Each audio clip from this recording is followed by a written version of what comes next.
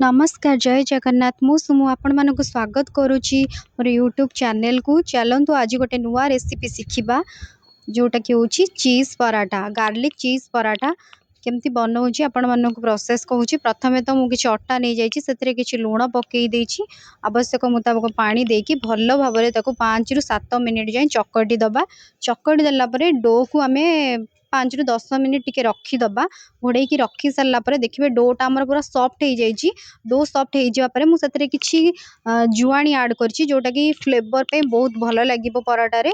एबे चलतु गोटे बड़ क्यूब साइज रो चीज नहीं चीज को भल भाव ग्रेटर रे ग्रेट करदबा। किसी कोरिएंडर मु नहीं ता सहित किसी गार्लिक नहीं छोट छोट चॉप करके रखी देइछिली आ किसी कंचा लंका भी नहीं।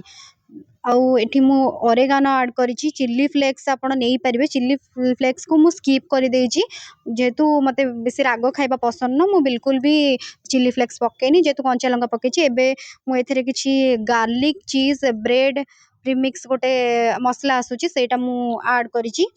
सेटा पकेइबा परे टिके लूण ऐड कर देबे। लूण ऐड कर सारला परे ताको भल भाबरे गोळेई दबा। गोळेई सारला परे जो चकटी रखिथिबा अटा को काढ़ी ताको भल भाबरे मु गुळा कर देइछि। गुळा कर सारला परे एबे चलंतु आमे बेलिबा ताको। तो प्रथमे मु किछि अटा ता ऊपर पकेई देइछि। अटा पकेइला परे भल भाबरे ताकू चारिपट को पूरा पतला करके बेलिबे। बेसी मोटा रखिबेनी तार बेस को पूरा पतला रखिकी भल भाबरे बेली सारला परे देखि परथिबे। एबे चलंतु ताको हाफ फोल्ड कर दबा एवं सेथरे किछि जो आमे मिक्स बनैथिले चीज रो ताको देई दबा। ता भितर स्टफिंग कर दबा। स्टफिंग कर सारला परे ताको हाफ सर्कल हाफ मोड़ी की ताको फोल्ड कर दबा। फोल्ड कर सारला परे देखि परथिबे वर्तमान मु गोटे फोक साहाय्य तापर किछि डिजाइन बनेबा को जाउची। देखंतु एई भली भाबरे आपण सेथरे किछि डिजाइन को ऐड करि परिबे। हल्का प्रेस करके गोटे परफेक्ट डिजाइन बनै दबा। डिजाइन टाको मु बोथ साइड पटे बनैछि आगो पटे भी बनैछि पछ पटे भी बनैछि तार। एबे देखि परथिबे केते सुंदर से हमर रेडी हे जाइछि चिल्ली गार्लिक स्टफ पराठा। से भरी भाबरे मु बाकी तक जो गुड़ा रखिथिली ताको मध्य सेमती बेलिकी पतला बेलिकी ताधरे से चीज रो स्टफिंग ता देकी ताको भल भाबरे हाफ फोल्ड कर देबे। हाफ फोल्ड करके हल्का हल्का हाथ रे प्रेस करके सेम टाइप रो डिजाइन बनेकी मु बाकी तक मोर रेडी कर देइछि। एठी मु देखौछि भल से मोर रेडी हे जाइछि। चलंतु एबे गोटे तावा बसेइबा। तावा टिके गरम हे गला परे मु एठी अमूल रो बटर नहीं आपण को भी ब्रांड रो बटर यूज करि परिबे। बटर को प्रथमे तो तावा रे मु ग्रीस कर देइछि। तावा गरम हे गला परे ताको बटर ग्रीस कर सारला परे चलंतु एबे बेली रखितिबा हम स्टफ पराठा को सेतरे देई दबा।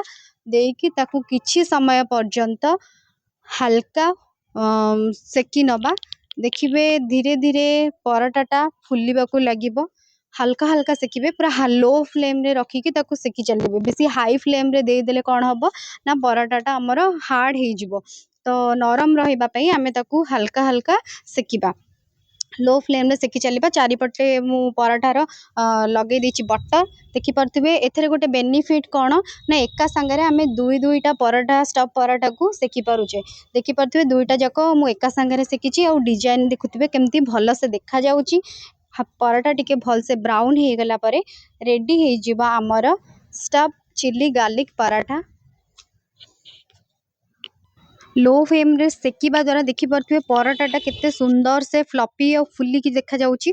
भल देखा जाउची लुक वाइज एवं देखि परथिबे मोर गोटे पराठा पूरा ब्राउन हे गलानी। दी पट साइड को मते भल से उल्टे के एपट सेपट करके पूरा ब्राउन हबा पर्यंत हल्का ब्राउन हबा पर्यंत बेसी ब्राउन करिवेनी नहले टाण लागिबो भल लागिबोनी। एबे चलंतु पराठा हमर रेडी हे जाइची। हम प्लेट को काढी दबा। पराठा सहित खाइबा पई कि जदि किछि चटनी रो रेसिपी दरकार आपण मते कमेंट करिवे। आ सहित चटनी सहित खाइ परबे टमाटर चटनी सहित खाइ परबे। जदि चटनी रेसिपी दरकार कमेंट करिवे और केमती लागिला